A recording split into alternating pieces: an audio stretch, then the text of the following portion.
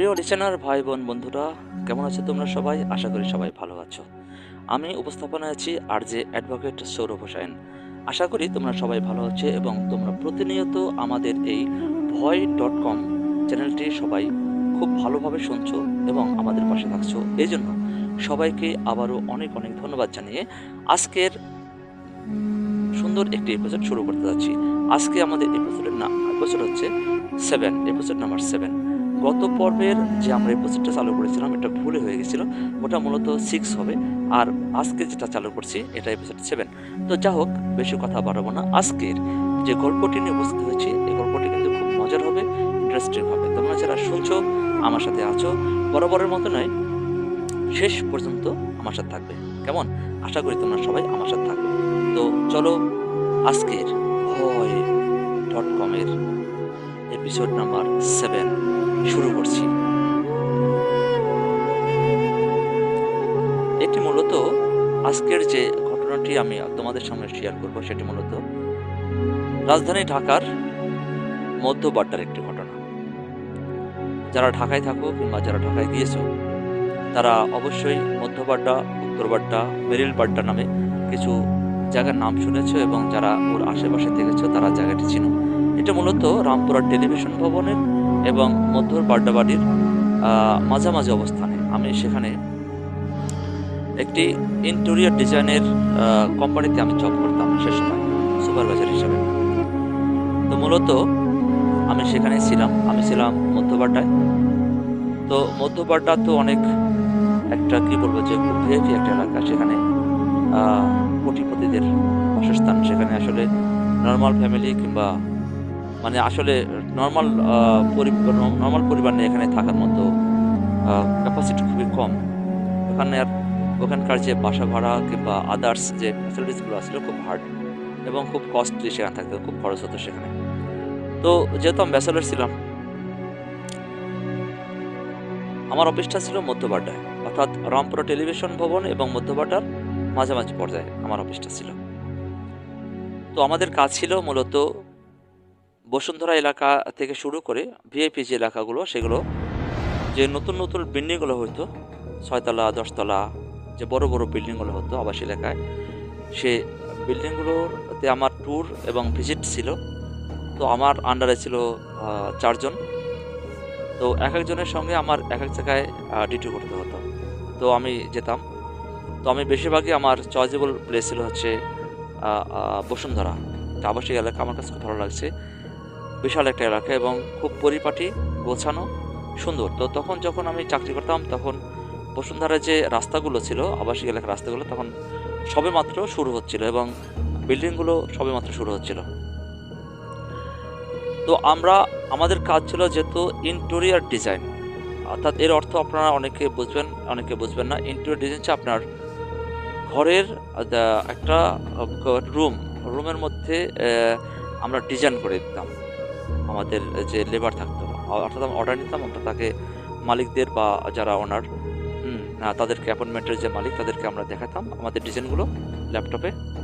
সুন্দর সুন্দর কার্নিশ, corner, flower, খুব ভালো ভালো রাজকীয় কিছু স্টাইল, মানে কি বলবো, রাজকীয় স্টাইল যেগুলো আপনারা টিভিতে দেখেন, সিনেমায় দেখেন, যে দৃশ্যগুলো দেখানো হয় মন্ত্রী এমপিদের বাড়িতে, যে আপনার ছাদ না হচ্ছে আপনার রুমের ভিতরে যে থাকে, সেটা আমরা কি বলবো, যে যে কি বলে না, যে মনে পড়তেছে না, সিলিং যেটা বলা হয়, এই সিলিংটা আমরা ডিজাইন দেখে দিয়ে করে দিতাম। তো আমাদের এই ম্যাটেরিয়ালসগুলো মূলত প্যারিস, লন্ডন এগুলো থেকে আসতো। এটা আপনার কি বলবো, অনেকেই সিমেন্ট দিয়েও কারুকাজ করে। তো সিমেন্ট দিয়ে ততটা দেখা সৌন্দর্য হয় না। এটা মূলত আমরা যেটা করে দিতাম, এটা হচ্ছে যেমন মানুষের হাত ভাঙলে যে প্রোডাক্টটি দিয়ে হাতকে ব্যান্ডেজ করা হয়, এটা একটা মেডিসিন থাকে, পাউডারের মতো দেখতে, সাদা ফিট হোয়াইট একটা পাউডার জাতীয়। এটা প্যারিস অফ প্লাস্টার বলা হয় এখানে। মূলত এটা দিয়েই এই কাজটা আমরা করতাম। তার জন্য এটার কস্ট খুব ব্যয়বহুল হতো, এক্সপেন্সিভ কস্ট, অনেক খরচ হতো। আর যে কোনো এটা একমাত্র উচ্চবিত্ত ছাড়া এই ডিজাইনগুলো সবার পক্ষে করা সম্ভব হতো না। তো যা হোক, আমরা বরাবরের মতোই আমার যে আন্ডারে ছিল সে বললো যে স্যার আমার সঙ্গে আপনাকে যেতে হবে কোথাও, যে বসুন্ধরা আজকে আজকে আমার বসুন্ধরা রুট আছে, তো সেদিকে কিছু আবশ্যিক যে অ্যাপয়েন্টমেন্টগুলো আছে সেগুলো ওনাদের সঙ্গে আমি কথা বলে আসছি, তো স্যার আপনার সাথে যেতে হবে। ফাইন। তো পরের দিন আমি গেলাম ওর সাথে, আর পাশে বিমানবন্দর ছিল। তো যেহেতু ছোটবেলা বিমান দেখি নাই, ঢাকায় গিয়ে বিমান দেখে মাথার উপর দিয়ে খুব সাউন্ড করে উড়ে যাচ্ছে, বড় বড় দেখা যায় বিমানগুলো। তো একসময় আকাশের দিক তাকিয়ে থাকতাম, যেহেতু আমি গ্রামের ছেলে ছিলাম, বিমান কখনো এত কাছ থেকে দেখা হয় নাই। ঢাকায় গেলে বিমানগুলো খুব কাছ থেকে দেখা যায়। তো উৎসুক হয়ে আমি বিমান তাকায় দেখতাম যে এত বড় বিমান মাথার উপর দিয়ে খুব সাউন্ড করে চলে যাচ্ছে, বিমানটা কখন কখন যেন মাথার উপর পড়ে যেত পাশ করে, এরকম একটা ইয়া ছিল আমার মনে। তো যাই হোক, ছোট মানুষ ছিলাম সেই সময়। তো আমাকে নিয়ে গেলো আমার যে আন্ডারে ছিল, সিলেটে নিয়ে গেলো, বিশাল বড় একটা অ্যাপার্টমেন্ট সেখানে। তো মূলত আমাকে সে মালিকের সঙ্গে মিট করে দিল। তো যাক, কুশলতি বিনিময় করলাম। তো সে আমাকে বললো যে দেখা দিল যে আপনার এই ঘরগুলো, এই রুমগুলো হবে পুরো একটা ইউনিট, মনে হয় সম্ভবত আপনার 6 তলা ছিল, মনে নাই অতটা। বসুন্ধরা, এটা আমি আজকে যে ঘটনা বলছি এটা বসুন্ধরা আবাসিক এলাকার ঘটনা। তো আমি সেই অ্যাপয়েন্টমেন্ট গেলাম, বিশাল বড়, এবং রুমগুলো এত বড় বড় যে তার ব্যক্তিগতভাবে তৈরি করা, এটা বাসা ভাড়ার জন্য না, মালিক নিজে তৈরি করছে নিজে থাকার জন্য। রুমগুলো আসলে আমরা বাসা যে ভাড়াগুলো নেই, ছোট ছোট রুম থাকে যেগুলো আসলে খুব মানে কি বলবো যে মানে একদম অল্প পরিসরের জায়গাগুলো, কিন্তু ওনার বাসাটা ছিল, রুমগুলো ছিল প্রায় 12-13 হাতের মতো, আর পাশ করে। তো আমাকে উনি বললেন যে ঠিক আছে, আপনাদের যে ইয়েগুলো আছে এগুলো দেখান, ক্যাটালগটা দেখান। তো আমি ক্যাটালগ দেখালাম। তো আমার কাছে ল্যাপটপ ছিল, তো ল্যাপটপ নিয়ে আমি ওনাকে বিভিন্ন ডিজাইনগুলো দেখাচ্ছিলাম। তো মোটামুটি উনি অনেক কয়টা ডিজাইন চুজ করলেন, আমাদের অর্ডার দিলেন। প্রায় আমার ওইখানে কি বলবো যে আসলে পুরো একটি ইউনিট আমার করতে হবে, তো প্রায় 5 লাখ টাকার উপরে আমার একটা অর্ডার হলো। আমি তো খুব হ্যাপি। তো যাই হোক, আমি সেখানে গেলাম। তো আমি সেখানে গিয়ে যাই হোক ওটা ইয়ে করলাম, যে গেলাম। তো আমার খুব ভালো লাগছে যে এত বড় একটা আমি অর্ডার পেলাম। মূলত এসব কাজের অর্ডারগুলো এতটা হয় না, কারণ সবাই 1 রুম বা 2 রুম বা কি বলবো যে বেডরুমটা শুধু অনলি বেডরুম বা কিচেন রুমগুলো করে থাকে। তো যেহেতু উনি কোটিপতি ছিলেন, বড় একজন ব্যবসায়ী ছিলেন, বিজনেসম্যান ছিলেন, যেটা জানতে পারলাম পরে। তো আমরা কাজের ডেট ফিক্সড করলাম যে আমরা নেক্সট উইকে আমরা এমন দিন থেকে কাজ শুরু করব। তো ঠিক আছে, আমি ফিরে আসলাম, আমার অফিসে ফিরে আসলাম। অফিসের যে চিফ এক্সিকিউটিভ, ওনার সঙ্গে আমি ডিল করলাম যে ওটাতে আমার একটা কাজ পাওয়া গেছে, তো আমার এই ম্যাটেরিয়ালসগুলো লাগবে, তো আমার সঙ্গে লেবার লাগবে প্রায় কয়জন, প্রায় 10-12 জন লেবার লাগবে আমার কাজটা শেষ করতে, প্রায় 3-4 দিনের কাজ এটা। ওকে ফাইন, ডিরেক্টর বলেন ঠিক আছে, ওকে আপনি কাজ শুরু করেন। তো আমি সবাইকে নিয়ে মূলত প্রিপারেট হলাম যে আমরা নেক্সট উইকে আমরা ফার্স্ট ডে, যেটা শনিবার, তখন শনিবারে কোনো সরকারি ছুটি ছিল না, শনিবারে আমরা মুভ করবো সেখানে। যথারীতি সবাইকে নিয়ে আমি মুভ করলাম, এবং আমার সঙ্গে যে ছেলেটা, তারও রুট ছিল, কাজ যেমন নিচে আন্ডার ছিল, তাকে নিয়ে আমি গেলাম। তো মূলত ডিরেক্টর সাহেব বললেন যে আমি যেন ওখানে কন্টিনিউ অবস্থান করি এবং খুব ভালোভাবে তদারকি করি, যেহেতু বড় একটা অ্যামাউন্টের কাজ যেন খুব সুন্দরভাবে করা হয়, যেন পার্শ্ববর্তী সবাই দেখে এটা চয়েস করে, এবং আমাদের ব্যবহারে এবং আমাদের কাজের প্রতি যেন সবার একটা আস্থা থাকে, যেন আমরা আরও কয়েকটা অর্ডার সেখান থেকে তাদেরকে দেখে আমরা নিতে পারি। তো আসলে প্রত্যেকটি কোম্পানি এমন একটা টার্গেট দেওয়া থাকে। ওকে, তো আমি সবাইকে নিয়ে গেলাম, নিয়ে গিয়ে তার বাসায় উঠলাম, যথারীতি 10টার মধ্যে পৌঁছালাম সেই বসুন্ধরাতে, তার বাসাতে। 6 তলা বিল্ডিং যেহেতু, তখন ফুল কাজ শেষ হয় নাই বাড়িটার আরও কাজ হচ্ছিল বিধায় তার যে লিফট, সেই লিফটটা তখন চালু হয় নাই, লিফটটা হচ্ছিল তখন। তো 6 তলার সিঁড়ি বেয়ে উপরে উঠতে হবে, অনেকটা কষ্টের। 6 তলা উঠা মানে অনেকটা কষ্টের। তো যাই হোক, যেহেতু অর্ডার নিচ্ছি সেহেতু কাজ করতে হবে, কষ্ট হোক আর যাই হোক কেন, কষ্টটাকে কষ্ট মনে করলে তো চলবে না।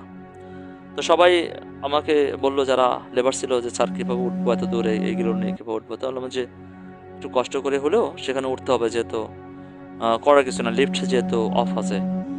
সো আমাদেরকে পায়ে হেঁটে উপরে উঠতে হবে একটু কষ্ট করে, তবে সবাই চলো যাই। তো যেহেতু আমি একজন কি বলবো, মজার মানুষ ছিলাম, আমি খুব সবার সাথে মিশতে পারতাম খুব দ্রুত, আমি খুব দ্রুত কথা বলতে পারতাম এবং অনেক কথা বলতে পারতাম। তো আমার ইন্টেনশন ছিল প্রত্যেকজন ব্যক্তিকে আমি সুন্দর একটি পরিবেশে রাখবো এবং গল্পের মধ্যে দিয়ে রাখবো, যেন তারা খুব বোরিং ফিল না করে বা কষ্টটা অনুধাবন করতে না পারে। তো আমি খুব মজার মজার জোকস করতেছি, গল্প করতেছি, মজার মজার ঘটনা বলে ওদেরকে উপরে নিয়ে যাচ্ছি। ওরা খুব এক্সাইটেড, খুব আনন্দিত। তো বললো যে বস, আসলে আপনার মধ্যে এরকম বস আমরা কখনো পাই নাই, যে আসলে বসেরা তো দেখি গম্ভীর হয়ে থাকে বা মানে কেমন যেন একটা ভাব নিয়ে থাকে, তো বস আপনার মধ্যে ততটা নেই। তো বললাম, দেখো বিষয়টা তো এরকম না, আমরা সবাই মানুষ, আমি যদি তোমাদেরকে আনন্দ দিতে পারি তাহলে সেটাই আমার প্রাপ্য। যাক, ওদের সাথে আমার একটা ফ্রেন্ডশিপ গড়ে উঠলো, যারা লেবার ছিল তাদের সাথে আমি ততটা বসগিরি দেখালাম না, জাস্ট তাদের সাথে মিশে গেলাম। কারণ আমার কাজ দিয়ে কথা, কাজ উঠানো দিয়ে কথা, কারণ এই কাজটা যদি আমি ঠিক মতো উঠাতে পারি তাহলে আমার যে ডিরেক্টর, চিফ অফ এক্সিকিউটিভ, তার কাছে আমি একটা ভালো বোনাস পাবো বা আমার প্রমোশনের ব্যবস্থা হয়ে যাবে। এটা প্রত্যেকটি কোম্পানিতে থেকে থাকে। তো যাক, আমি সেভাবে তাদেরকে মোটিভ দিলাম এবং তাদেরকে নিয়ে সেভাবে আমি এগোচ্ছি। ফ্ল্যাটের মালিক চলে আসলো আমাদের কাছে। তো ওনার সঙ্গে আমি মিট করলাম এবং ডিসকাস করলাম সব কিছু। দিয়ে উনি বললেন যে যে দেখুন, আপনাদের উপর বিশ্বাস আছে বিধায় এই কাজটা দিলাম, যেন কাজটা খুব ভালো এবং সুন্দর হয়। তো আমি তাকে অনেক অভয় দিয়ে বললাম, এবং যেন সে টেনশন না করে, আমার যতটুকু দক্ষতা, অভিজ্ঞতা এবং আমাদের কোম্পানির যে সুনাম রয়েছে তারই পরিপ্রেক্ষিতে যতটুকু করার দরকার আমি ততটুকু আমি করে দেবো কাজটা। ওকে, উনি বললেন ঠিক আছে, দেখা হবে। বা উনি বিদায় নিয়ে চলে গেলেন, যেহেতু উনি একজন বড় বিজনেসম্যান। তো কাজ চলছে আমাদের, লাগাতার এক টানা কাজ চালাচ্ছি। আমি আসলে কাউকে তেমনটা বসার সুযোগ দিচ্ছি না, তাদের সাথে আমি লিয়াজও করে আছি। আমি একদম এত সুন্দর করে তাদের সাথে তাদেরকে ডিরেকশন দিচ্ছি, তাদেরকে বোরিংও ফিল করতে দিচ্ছি না। আমি যে বললাম না যে আমি অনেক মজার মজার গল্প করতেছিলাম তাদের সঙ্গে, মানে দুষ্টু মজা থেকে শুরু করে সকল ধরনের মজা তাদের দিচ্ছিলাম। আমার ইন্টেনশন ছিল তাদেরকে আমি একটা ভালো পর্যায়ের মধ্যে দিয়ে কাজটা ফিনিশ করা। তো তারা কখন যে লাঞ্চ টাইম হয়ে গেছে আমরা বুঝতেই পারিনি। তো যাক, 3টা বেজে গেছে প্রায়, তখন একটু ক্ষুধা ক্ষুধা ভাব। তো আমরা কি ব্যাপার, রাত এখন সরি এখন এখন তো লাঞ্চ আওয়ার, চলো আমরা সবাই খাওয়া দাওয়া করি। তো আমরা সবাই ফ্রেশ ট্রেশ হয়ে আমরা ফ্ল্যাটেই খাওয়া দাওয়ার ব্যবস্থা করলাম। আমরা বাড়িতে অর্ডার নিয়ে কিছু খাদ্য নিয়ে আসলাম। তো খেতে খেতেই আমাদের সাথে কেমন যেন একটা অন্যরকম একটা আমরা ফিলিংস সেখানে অনুভব করলাম। মানে এটা হলো যে একটা উত্তপ্ত পরিবেশ, 6 তলা বিল্ডিং এর মধ্যে আছি আমরা, পাশ থেকে কেন যেন একটা শীতল ঠান্ডা হাওয়া আমাদেরকে ছুঁয়ে গেল। তো হঠাৎ করে গরমের মধ্যে দেখবেন যদি এসির বাতাস কিংবা কোনো ঠান্ডা বাতাস শরীরে ধাক্কা লাগে, তাহলে শরীর ঝাঁকুনি দিয়ে ওঠে, শরীরটা, বডিটা। আমরা প্রত্যেকে ঝাঁকুনি দিয়ে উঠলাম, আসলে বুঝতে পারলাম না হঠাৎ করে। এবং বাতাসটা কিন্তু বেশিক্ষণ ছিল না, হঠাৎ হঠাৎ এসে হঠাৎ চলে গেল। তো সবাই সবার মুখের দিকে তাকিয়ে আছি, এটা কি হলো?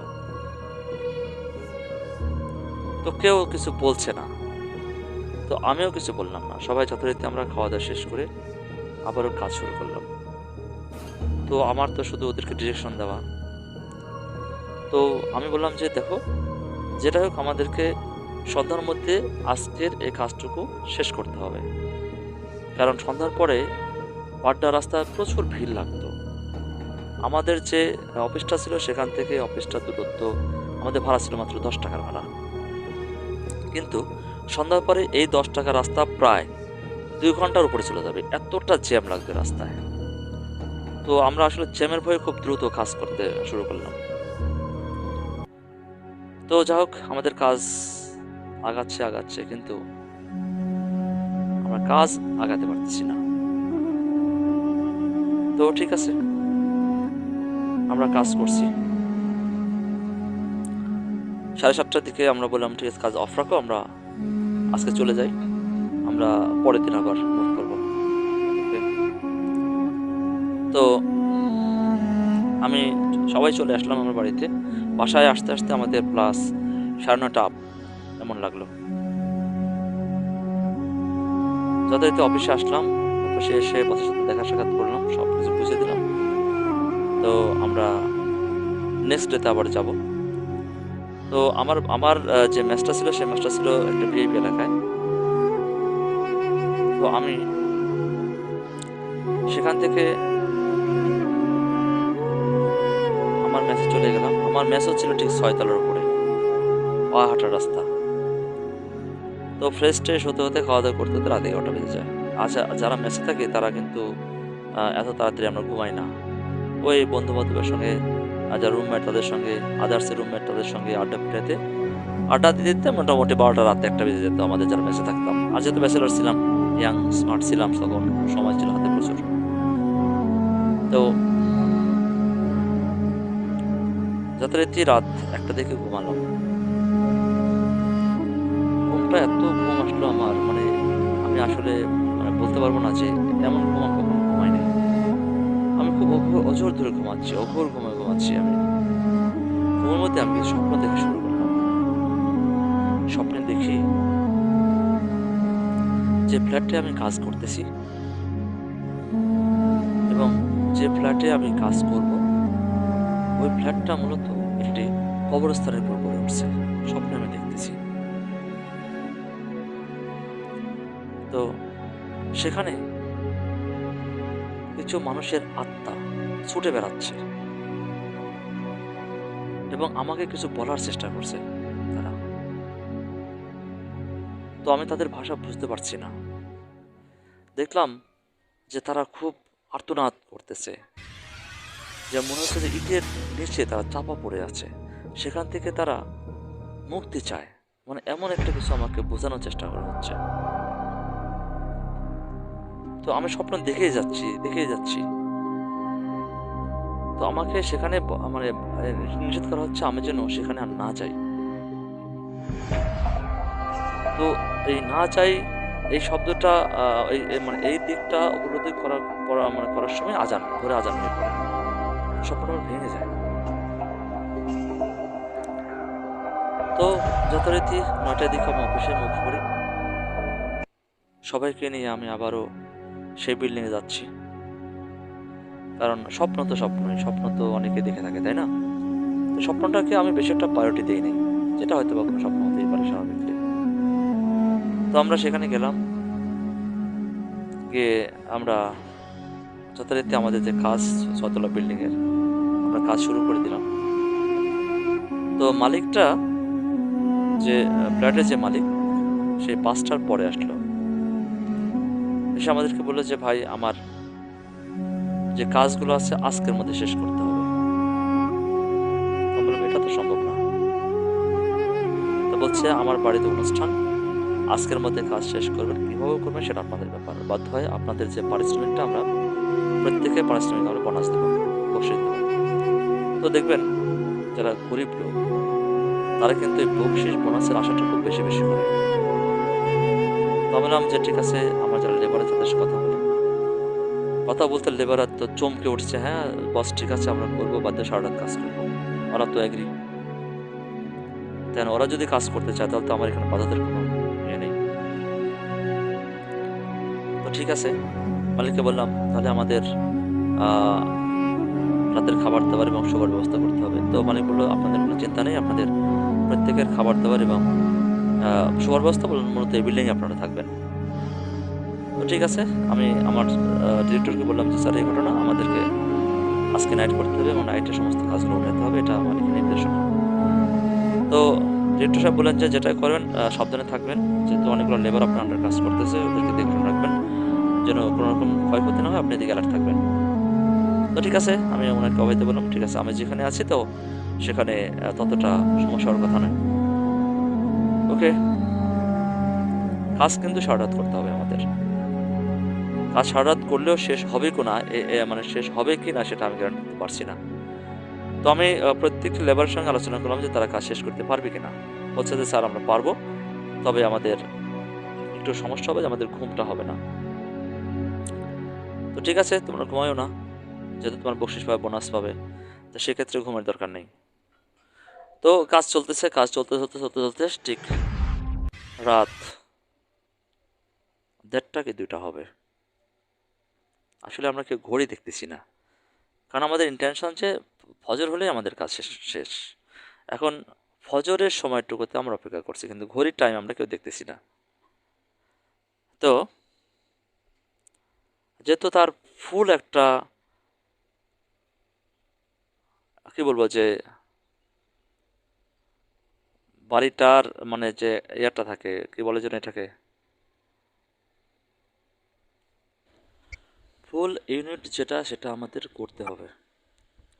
আমরা যথারীতি আমাদের কাজগুলো খুব দ্রুত সম্পন্ন করার জন্য আমরা কাজ চালিয়ে যেতে থাকি।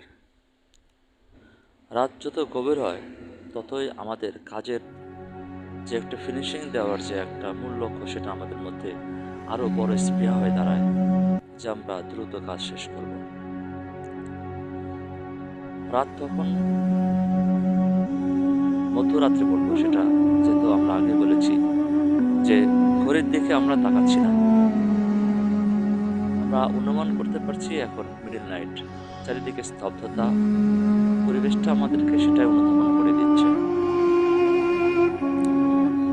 আমরা কাজের মধ্যে ডুবে আছি, আমাদের একটাই টার্গেট, আমাদের খুব দ্রুততার সাথে আমাদের কাজগুলো শেষ করতে হবে। তো সেক্ষেত্রে আদার সাইডে কোনো কিছু হলেও সেটা আমরা কোনো কেয়ার করছি না। আমি যে স্বপ্নটা দেখেছিলাম সেই স্বপ্নটার কথা আমি কাউকে বলি না।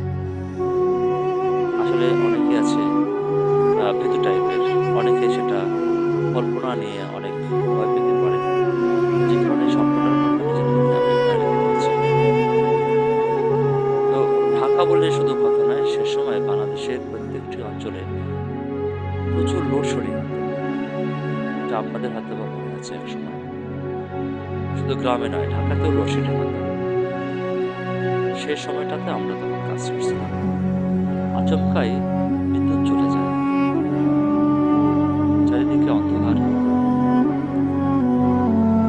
আর বসুন্ধরা আবাস এলাকাতে তার ব্যতিক্রম কিছু ছিল না, লোডশেডিং সব জায়গায় হতো। বিদ্যুৎ চলে গেলে আমাদের সাথে কিছু অলৌকিক ঘটনা ঘটতে শুরু করে, যেগুলো আসলে আমরা এখন যখন মনে করি সেই দিনের ঘটনাগুলো, আমরা চমকে উঠি যে আসলে এতটা ভয়ঙ্কর ঘটনা আমাদের সঙ্গে সাথে ঘটেছিল। যেহেতু আমাকে স্বপ্নে দেখিয়েছিল যে বিল্ডিংটি একটি কবরস্থানের উপর গড়ে উঠেছে, সেই যে আমি স্বপ্নটা দেখেছিলাম সেটাই ঠিক হতে শুরু হলো।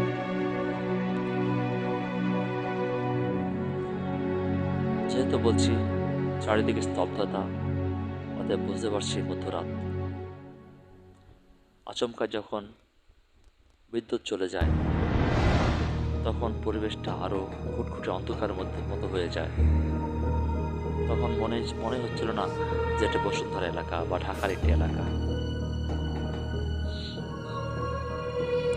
যথারীতি একটা আচমকা আওয়াজ আমাদের কানে ভেসে আসে। আমরা সবাই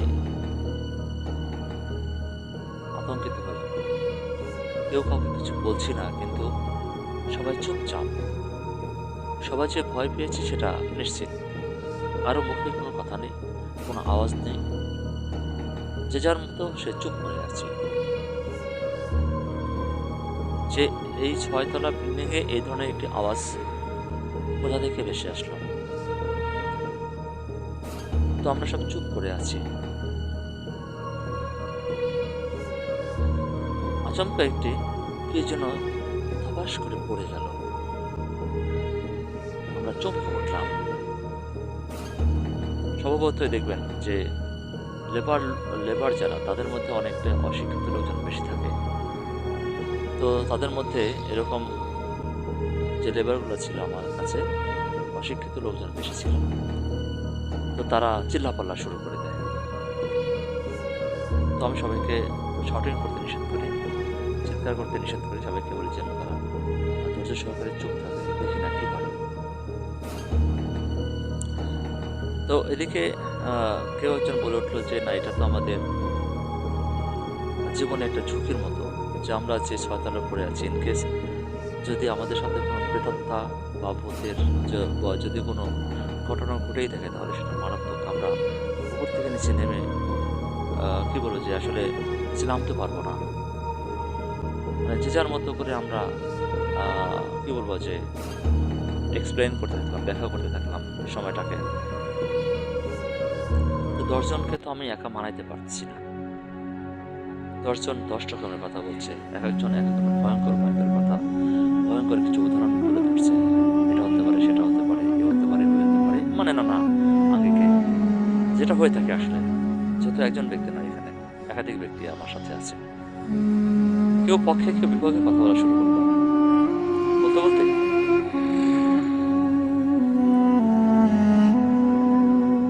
তো যেহেতু আমাদের পুরো ইউনিটের কাজ চলছিল, অনেক ইউনিটের দরজা জানালা লাগানো ছিল না, লাগানো কমপ্লিট হয় নাই। কিছু কিছু জানালা খোলা ছিল, দরজা খোলা ছিল। তো আমরা দেখছি 4-5টা সাদা কাপড়ে মোড়ানো ছায়া আমাদের সামনে আসছে। আমরা যে রুমটা কাজ করছি সে রুমের দিকে তারা আসতেছে। তো যেহেতু আমরা 10 জনের মতো ব্যক্তি ছিলাম, সো সেখানে আমাদের ভয়টা একটু কম ছিল। তো এটা যে আমরা সবাই দেখছি সেটা সবাই জানে, যে হ্যাঁ আমরা কিছু একটা দেখছি, যে কিছু একটা আসছে আমাদের সামনে। তো দেখবে যে যত সাহসী হোক না কেন, এই ধরনের দৃশ্য যখন কারোর সামনে আসে, বিশেষ করে রাত্রে, সে কিন্তু একটু দুর্বল হয়ে পড়ে। সে নিজেকে সেভ করার জন্য কাউকে ডাকাডাকি করবে বা চিৎকার চেঁচামেচি করবে। তো আমাদের মধ্যে কেউ চিৎকার করছিলাম না, জাস্ট আমরা শুধু তাকিয়েছিলাম, দেখেছিলাম কিছু একটা ঘটনা।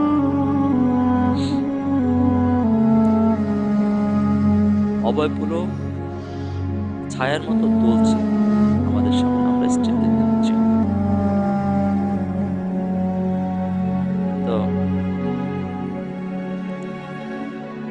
ছায়াগুলো একসময় আস্তে আস্তে আমরা যে রুমে ছিলাম সে রুমের দরজায় এসে দাঁড়ায়, জাস্ট মানুষের মতো। তখন আমি ভাবছি যে এটা কিভাবে সম্ভব যে আমরা এতগুলো মানুষ আছি, 4-5টা সাদা কাপড়ে মোড়ানো লাশের মতো ছায়া আমাদেরকে অ্যাটাক করবে, এটা কি সম্ভব? তো আমি বেশি একটা ভয় পাচ্ছি না। আমি বললাম যে ঠিক আছে, আসুন। তো দেখবেন প্রত্যেকটা গ্রুপেই কিন্তু শয়তান টাইপের, অর্থাৎ দুষ্ট টাইপের কিছু লোকজন থাকে। এরা কিন্তু কোনো ভূত প্রেরত বা কোনো কিছু, এরা কিন্তু জাস্ট একটা কিছু করে ফেলবে, যাওয়ার লোক। আমাদের মধ্যে থেকে একটা 18 কি 19 বছরের একটা কিশোর ছেলে ছিল। এর বাড়ি ছিল টাঙ্গাইলের দিকে। তো টাঙ্গাইলের লোকজন একটু ডানপিটে স্বভাবের হয়, তারা খুব সাহসী হয়। ওর কাছে থাকা একটা কিছুতে ঢিল মারল, ছাইটা অদৃশ্য হয়ে গেল। ইতিমধ্যে বিদ্যুৎ চলে আসলো। তো আমরা তো সবাই খুশি, বিদ্যুৎ চলে আসছে, আর কোনো ভয় নেই। তো সবাই যে যার চোখের দিকে তাকিয়ে আছি, যে আসলে কিছুক্ষণ আগে আমাদের সাথে কি হলো। তো সবাই কিছু একটা বলার চেষ্টা করছে আমাকে। তো আমি তাদেরকে সমস্ত বললাম যেটা যেটা হওয়ার হয়ে গেছে। আমরা যেহেতু বিদ্যুৎ আসছে, আমাদের কাজের অনেকটা গ্যাপ পড়ে গেছে, আমাদেরকে দ্রুততার সাথে আমরা কাজে মনোযোগ দিই। সবাই যথারীতি আবার কাজ শুরু করি। রাত তখন, ওই যে বললাম, মধ্যরাতের কাছাকাছি। সবাই আমরা কাজ করতেছি। তো যেহেতু আমি অফিসার ইনচার্জ ছিলাম, সেক্ষেত্রে আমি বললাম যে ঠিক আছে, তোমরা কাজ করো, আমি একটু রেস্ট নিই। আমি রেস্ট নেওয়ার জন্য পাশের এক রুমে রেস্ট নিই। তো এদিকে আমার লেবারগুলো তারা কাজ করছে, আমি আমার মতো করে রেস্ট নিচ্ছি। রেস্ট নিতেই আবার বিদ্যুৎ চলে গেল। বিদ্যুৎ চলে গেলে আমি একটু চুকিয়ে যাই, অর্থাৎ আমি একটু কেমন হয়ে যাই। আমি তো এখন একা এরকমই। আর আমি যদি এখান থেকে চিল্লাপাল্লা করি তাহলে তো সেটা কেমন দেখায়। তো আমি সাহসিকতার সাথে আমি রুমে অবস্থান করছি, তারা সে রুমে, আমি এ রুমে। তো কিছুক্ষণের মধ্যে আমি অনুভব করতে পারছি কেউ আমার পাশে এসে বসছে। আমি একটু চমকে উঠলাম, কিন্তু অন্ধকারে তো আমি কিছু বুঝতে পারছি না। সে আমার পাশে যে আসছে সেটা আমি বুঝতে পারছি যে আমার পাশে কেউ বসে আছে। তো আমি উঠছিও না, নড়ছিও না, কিছু বলছিও না। তো পাশে বসে থাকা ওইখান থেকে আমার কানে একটা আওয়াজ আসছে, বলছিল সেদিনকার স্বপ্নের কথা। তো আমাকে তো স্বপ্নে দেখানো হয়েছিল এখানে না আসার জন্য। তো আমাকে বলছে আমার যে লেবারগুলো আছে প্রত্যেকটা লেবারকে মেরে ফেলা হবে এবং শেষে আমাকে ধরবে। আমি শুধু শুনে যাচ্ছি, কিছু বলছি না। তো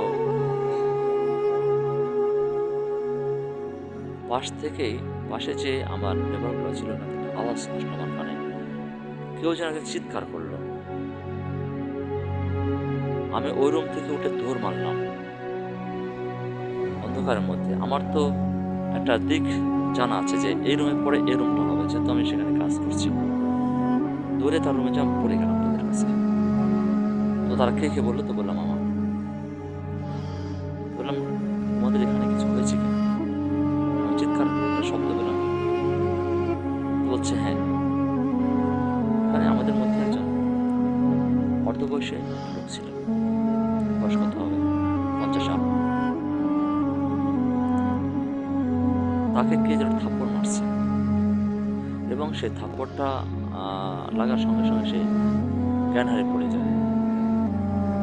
আমি তো বুঝতে আমার বাকি নেই যে শুরু হয়ে গেছে আমাদের সাথে। তারপরও আমি তাদেরকে বলছি না যে আমাকেও একটা ওখান থেকে সিগন্যাল দেওয়া হয়েছে। তো যথারীতি আমরা সে লোকটাকে কাছে নিলাম, অন্ধকার মধ্যে যতটুকু দেখা যায়। কিছুক্ষণ পর আরেকজনকে একটি আছাড় মারছে। তো আমাদের মধ্যে অলরেডি চিৎকার চেঁচামেচি শুরু হয়ে গেছে, বাঁচাও বাঁচাও বলে। ইতিমধ্যেই আবারও বিদ্যুৎ চলে আসে। আমরা দেখি যে লোকটিকে থাপ্পড় মারছিল তার যে গাল আছে সেই গালে আঙ্গুলের ছাপ আছে, এবং যাকে আছাড় মারছে সেও মাটিতে পড়ে স্তব্ধ হয়ে যাচ্ছে, কথা বলতেছে না। আমি তো ভয় পেয়ে গেলাম যে এ না থাপ্পড় খাইছে সমস্যা নাই, একে সুস্থ করা যাবে, কিন্তু এই যে ব্যক্তি আছাড় খেয়ে পড়ে আছে যদি বোবা হয়ে যায়, আমি কি বলবো এখন, আমি আমার বসকে কি বলবো। তো যাই হোক, আমাদের কাছে পানি ছিল, পানি দিয়ে তার মাথায় দিলাম, মাথায় দিয়ে অনেকক্ষণ তার গা হাত পা সবাই মালিশ করে দিলাম, যতটুকু তাকে মানে সুস্থ করার জন্য যা কিছু করা দরকার। তো মোটামুটি সে সুস্থ হয়ে উঠল।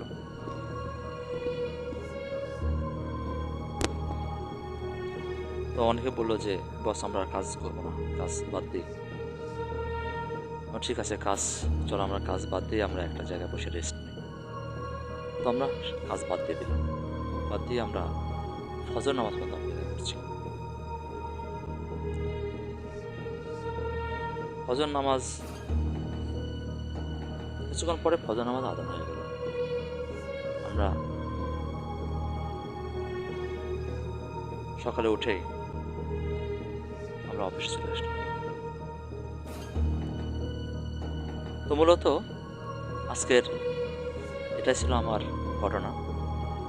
যদি কারো ভালো লেগে থাকে অবশ্যই কমেন্ট করবেন, সাবস্ক্রাইব করে রাখবেন, যেন আমাদের এই চ্যানেলের ভয়.com-এর যতগুলো গল্প আমরা প্রচার করে থাকি যেন প্রত্যেকটি গল্প প্রচারের সঙ্গে সঙ্গে আপনারা পেয়ে যান এবং আপনারা আমাদের সাথেই থাকবেন, সমালোচনা করবেন যেন আমরা ভালো করে অনুষ্ঠানটি পরিচালনা করতে পারি। যেহেতু আমি একা, আমি আগেই বলেছি আমি একজন আইনজীবী। আমার কাজ শেষে আমি যতটুকু সময় পাই মূলত আপনাদের সঙ্গে আপনাদেরকে বিনোদন দেওয়ার জন্য আমি স্টুডিওতে বসে যাই। তো আপনারা সবাই ভালো থাকবেন।